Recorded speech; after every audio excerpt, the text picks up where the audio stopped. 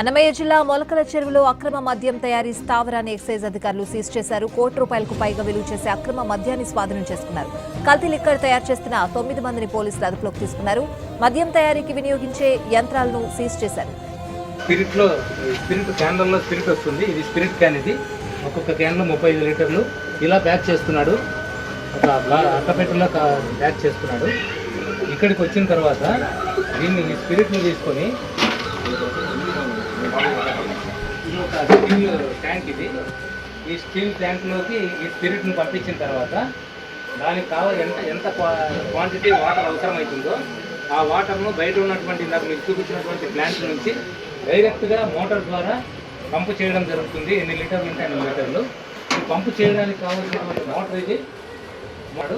పంపు చేసిన తర్వాత ఈ మోటార్తో మొత్తం అంతా కూడా బ్లెండ్ చేస్తాడు, అంటే కలుపుతాడు మోటార్ ద్వారా, మాన్యువల్గా కాకుండా.